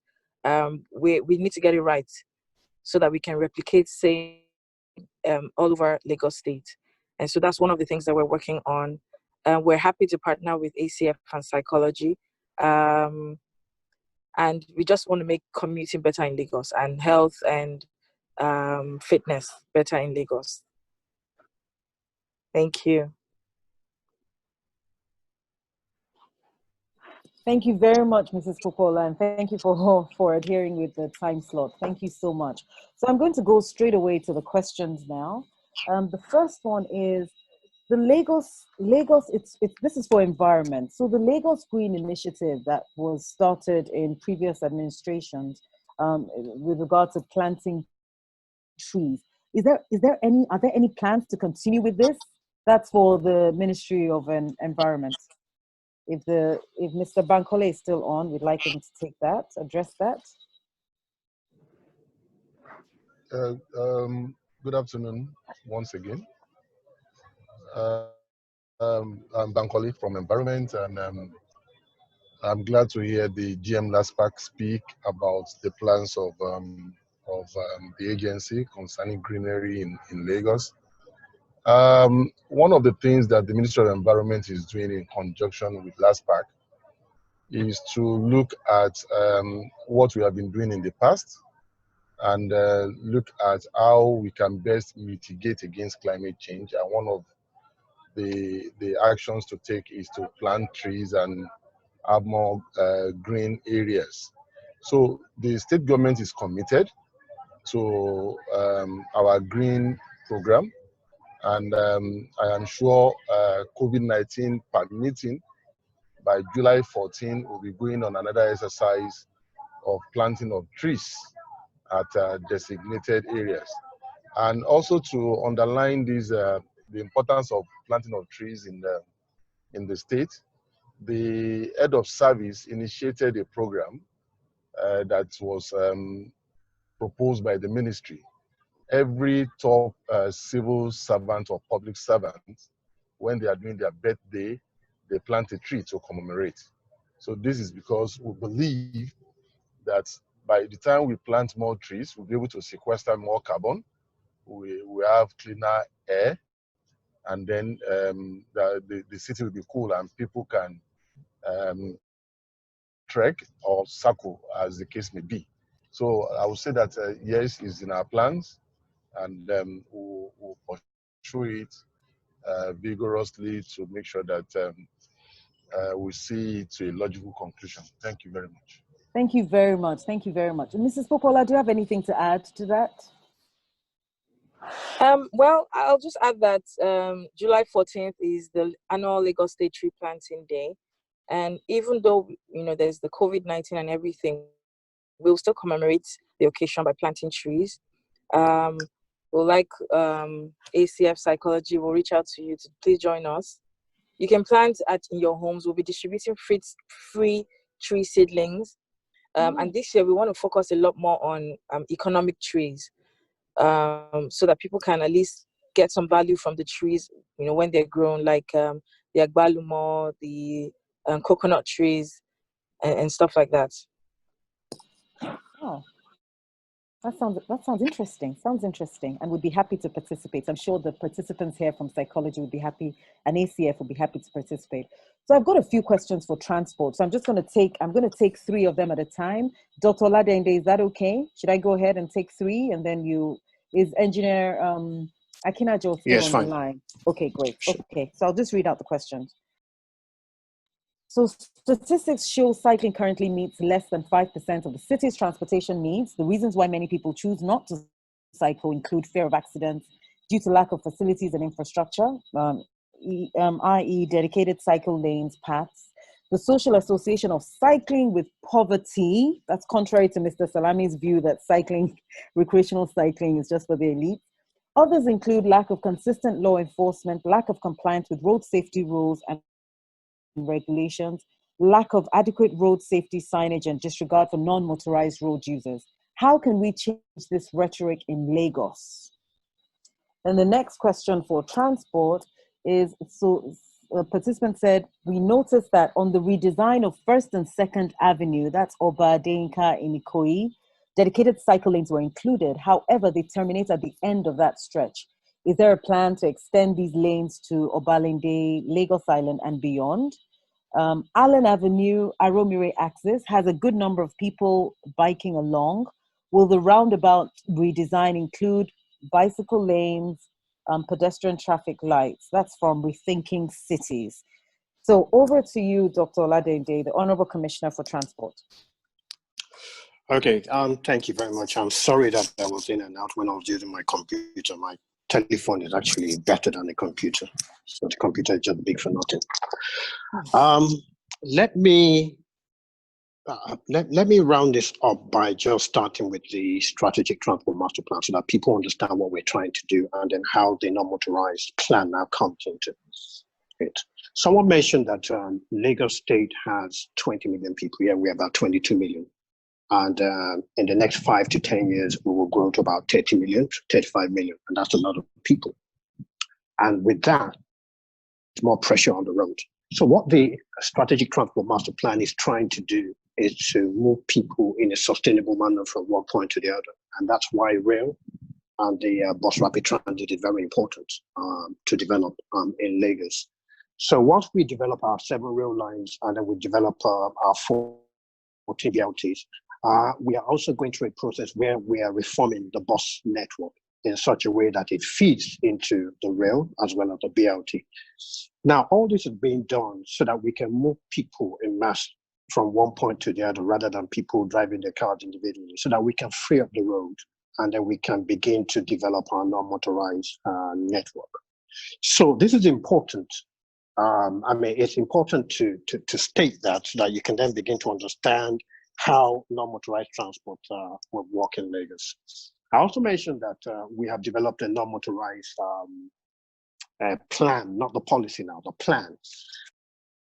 And initially we're focusing on developing the network around our campuses, that's the university, as well as the estate, and then someone mentioned the parks.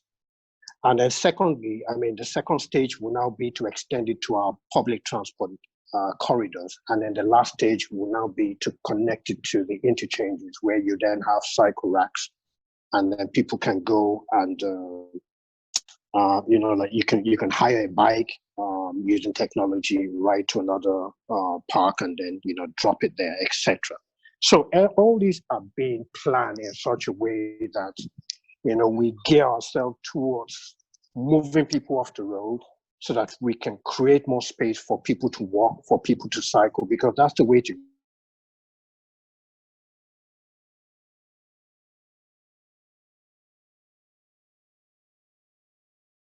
go post-COVID.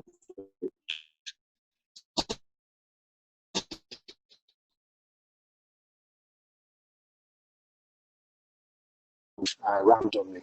We want to build a network. So someone mentioned that we're starting with Lekki, and then we'll go all the way through Freedom Way, Admiralty, etc. So it's got to be a network. So that when you ride from the origin, you don't just stop somewhere and then you have to figure out where to carry your bike, and then you meet another cycle lane in another spot. Everything has to be connected.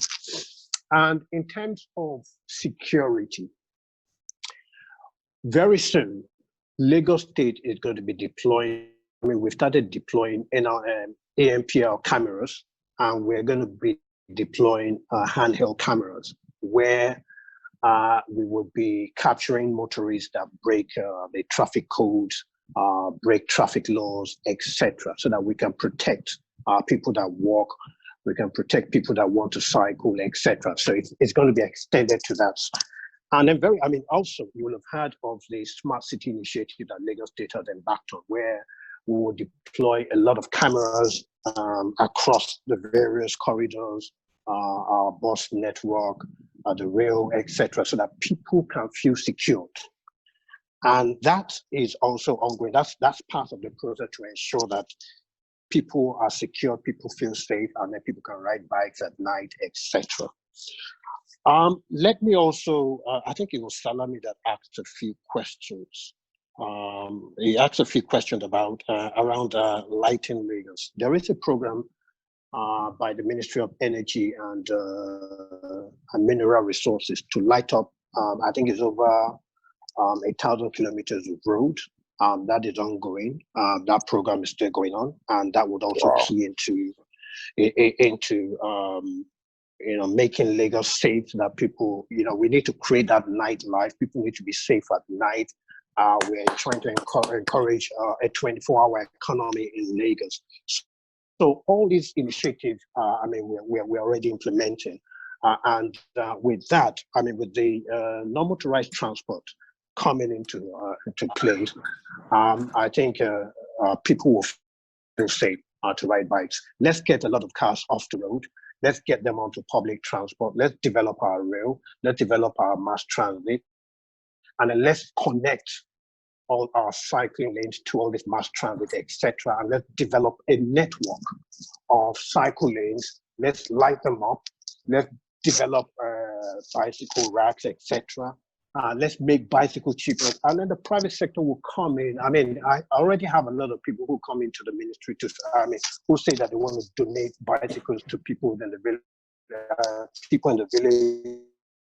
villages, community,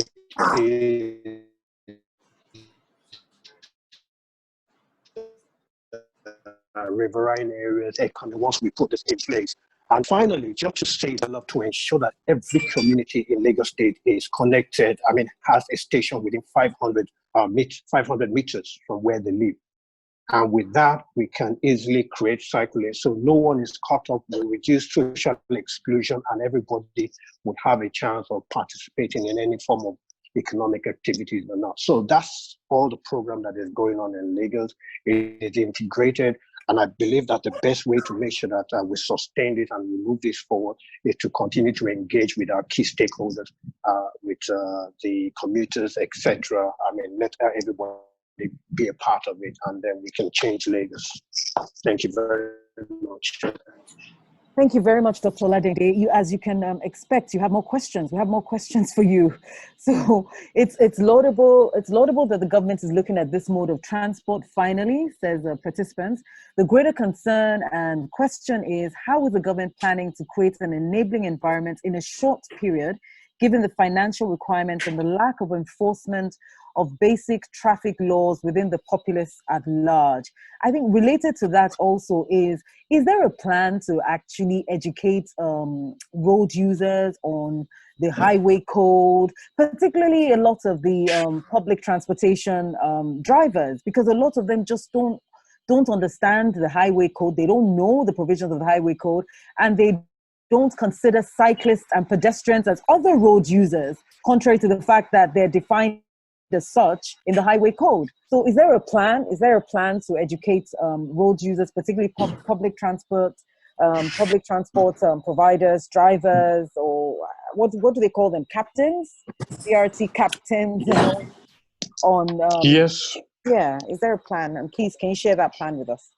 Okay, there is a big plan. I talked about the reform of the bus network, and maybe I should just expand on that a little bit. So basically, it's not news anymore that Lagos State wants to get rid of downforce.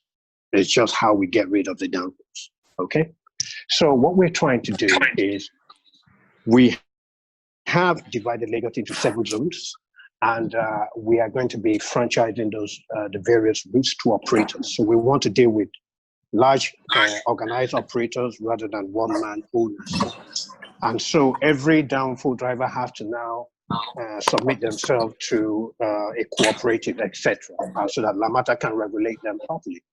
Now, in doing that, part of the criteria for registering or getting a franchise license would be that your drivers will go to LASRI, that's the Lagos State Drivers School Institute.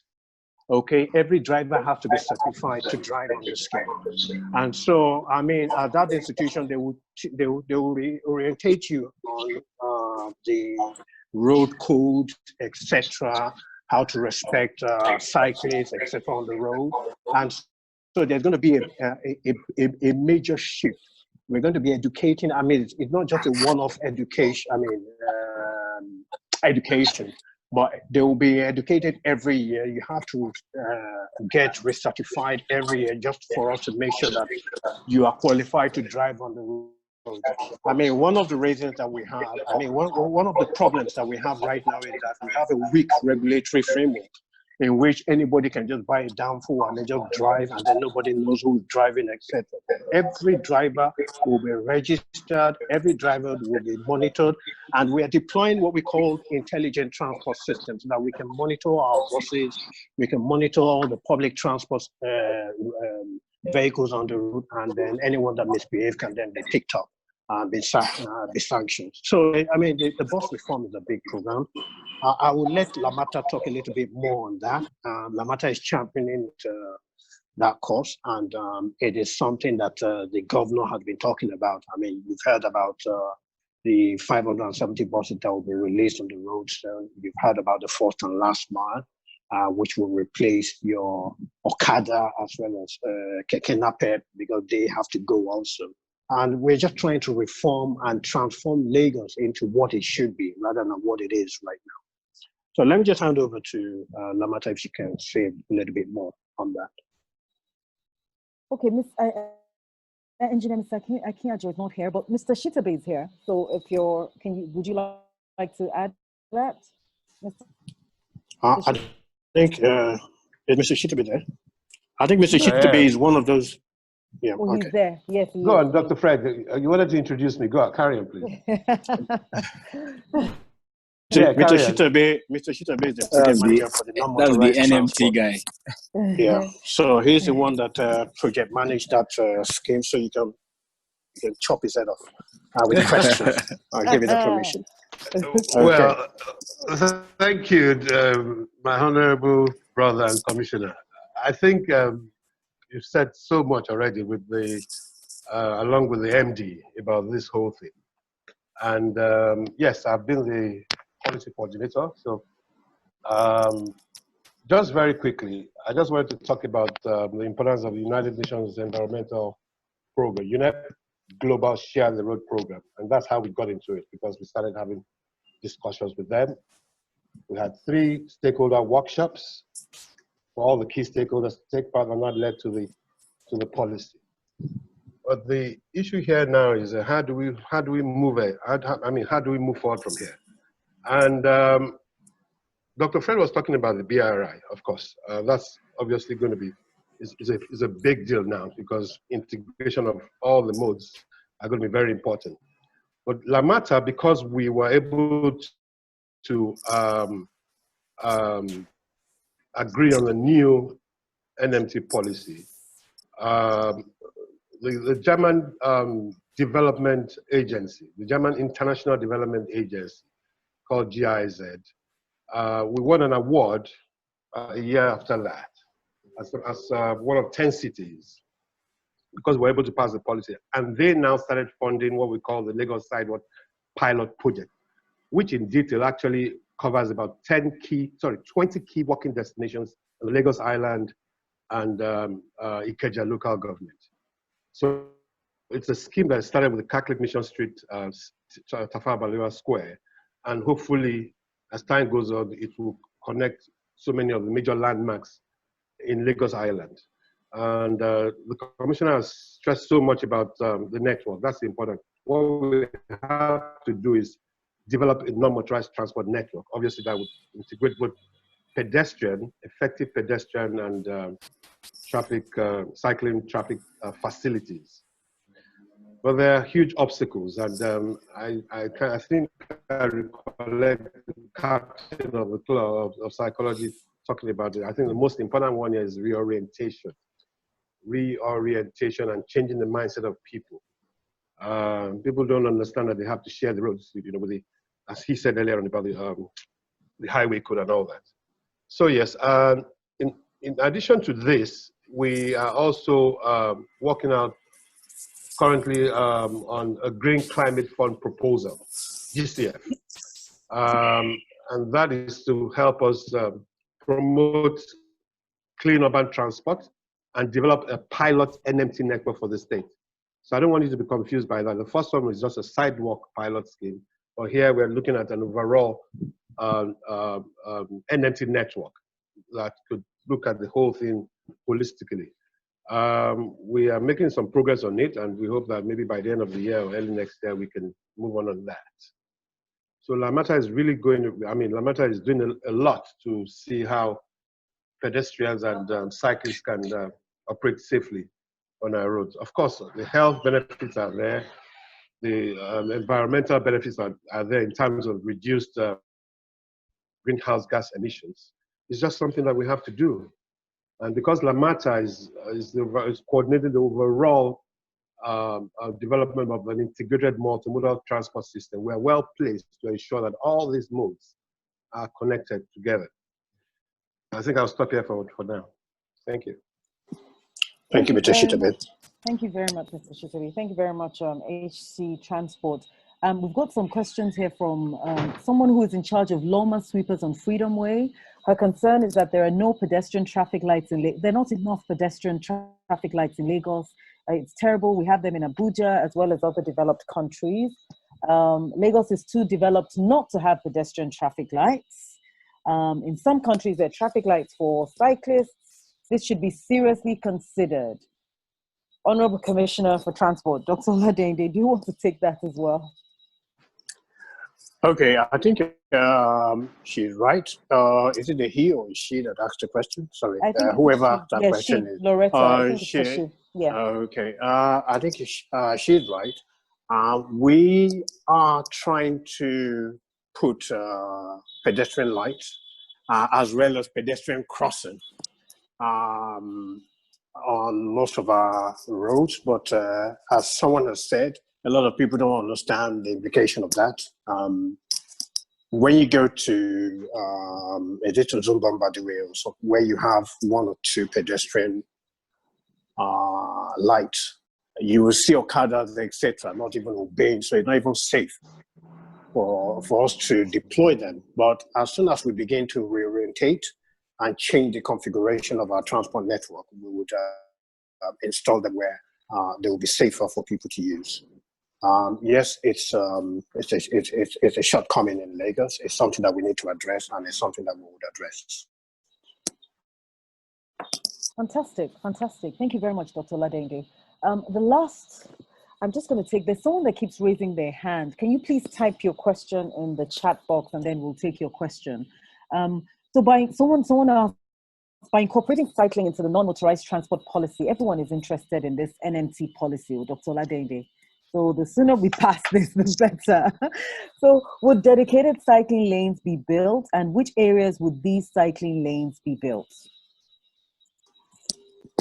Yes, that's the idea. So we've already instructed the Ministry of Works and Infrastructure that any new road that is built in Lagos must have pedestrian and cycling lane. So the idea now is to have the cycling lane before the pedestrian, then before the main road, so that we can protect the cyclists, if you understand what I mean. So the cyclist comes first, then you have the pedestrian, and then you have the road itself. And so that you can create a network of that, where people can cycle, you can have young kids cycle without worrying whether a downfall driver or anyone is going to hit them. So we have to create that protection for them. And as I've said, apart from the policy, there is a plan to develop a network of cycle lanes where we'll create that cycling. Where we'll create. Sorry, let me start again. There is a plan to develop a network of cycle lanes, and in most cases, we want to have it before the pedestrian so that we can separate, and we can use the pedestrian lane, the pedestrian walkways to separate them from motorists. And in areas where we can't, we will make sure that we put TSM, that's traffic measures in place to protect them. So that plan is there. We want the private sector to participate with us in developing it further. And as we further develop our public transport, it will become visible. Right now, we have too many cars on the road, and so people are not being encouraged to, develop these cycle lanes for now. But it is something that is in the pipeline. It is something that we are consciously going to do. It is something that we will push vigorously. Thank you. Thank you very much, Dr. Oladende. We can't take any more questions because we actually need to bring this webinar to an end. Thank you so much, Dr. Oladende, Honorable Commissioner for Transport. Thank you so much to Lamata as well. Mr. Shitabe, thank you so much. Mrs. Pukwola from LASPARC, thank you so much for honoring our invitation. Mr. Owolabi Salami, thank you so much for honoring our invitation. Mr. Alliance, our insurers, our headline sponsors. It's important for me to acknowledge them especially. We'd also like to thank the Honorable Commissioner for Environment for sending a representative. We'd like to thank the Honorable Commissioner for Health for sending in a speech and a video which we were not able to view. We'd like to thank you all. We'd like to thank the head volunteer corps, African Cycling Foundation, Mr. Adebajo Adebule, one of our partners, Unique as well, one of our partners. I hear there are a lot of comments, very educative session. Dr. Oladende. Dr. Oladende, if we invite you again, you're going to come, right? You need to make that commitment right now. Yes? Dr. Oladende. Yeah, why not? Okay. Yeah, of course I will. Okay, thank you so much. So Dr. Oladende, any last, I'd just like to go around the panelists to see if you have any final words for us. Dr. Oladende, I'll start with you. Okay, I want to use this, the panelists and the people here to start a campaign on how we need to respect our traffic law. I mean, that's the answer to all the questions that we've been asking. If we are able to, obey the traffic law, we would create room for every mode of transport. And let me just use this opportunity to encourage people to actually promote it. When you see people taking one way, etc., you need to challenge them. Educate people who don't understand why you have the traffic law, and let's just build, a city of educated road users who understand the importance of cyclists, who understand the importance of pedestrians on the road and would respect them. So that's all I want to say. Thank you. Thank you very much, Dr. Oladende. Mrs. Popola, GM LASPARC, final words. Final word is we need to ensure that our open spaces are not just left idle. We're looking to do many things with the open spaces. So if anybody has any ideas, we're very open. We'd love to hear from you. We want to ensure that we have various types of parks all over Lagos, starting with bicycle parks. Thank you. Thank you very much. Thank you very much. Engineer Kinajo, represented by Mr. Shitabe. Mr. Shitabe, any final words from Lamata? Yes, can you hear me? Yes, we can. I can hear you. Yes, I just wanted to close by talking about the importance, and this is key to get this done, the importance of improving interagency coordination at the city level. Because the NMC, the policy sets up two layers of looking at this whole picture. We have a committee to review the proposed designs, guide implementation, and monitor performance over time. And that's the bigger one, where all the government key stakeholders and the public sector are involved, because that's going to be very important to get buy-in on everybody. Then to top that, we also have another a subcommittee to review all the designs and all that. So we need to start talking to each other, to get everything, to put everything in place. Thank you. Thank you very much. Mr. Adebule, final words very quickly. Mr. Adebule. Yes, I want to say that it's very exciting to hear the synergy that is going on between the Lagos state agencies concerning delivering Lagos and a more environmentally friendly Lagos. We at ACF want to assure you of our continued support and our commitment to helping you achieve these laudable objectives. And we definitely hope to see NMT come to life as soon as possible. Thank you so much for participating. Thank you very much. Thank you very much. Mr. Laoye, Captain Cycolgy. Yeah, sorry. Let me start by thanking everybody that has participated, the people that have dialed in to listen to this, the people that have sent questions. It is very, very, how do I put it? I feel very, very achieved right now because having the likes of the Honorable Commissioner of Transport and also Mr. Shitabe and the MD of Lamata, LASPAC, Mrs. Popola, honor us on this is very, very encouraging. Just before the pandemic and the short lockdown, we were supposed to meet with the Honorable Minister of Commissioner of Transport, but unfortunately, we got caught up in the lockdown. So I'm glad that this has happened, and listening to him is very encouraging. And I just want to assure all the participants and assure all our panelists and the speakers that Cycolgy is ready to do whatever it has to do to make our roads saner. And I also want to ask, as the commissioner said, all of us need to work on this. I mean, as Cycolgy, we have launched the Share the Road campaign internally. So within ourselves, we have to speak and we have to act what we speak, and we have to obey traffic laws. Once we do that, our drivers, our staff, our friends, and we encourage them to do that, we're all going to make the streets safer. Don't wake up in the morning and go to war on the street. Let's try and be courteous. And most importantly, let's try and obey the highway code. If you read the highway code and obey it, 50% of our issues will be reduced. Thank you all. That's all I have to say for now. Thank you very much. Mr. Owulabi Salami of Alliance, is he still on? Okay. I think he's lost. He's not on. Okay. Thank you all very much for participating in this webinar. Thank you very much. Thank you and have a good day. Thank you. Thank you. Thank you. Thank you. Okay. Yes, thank you.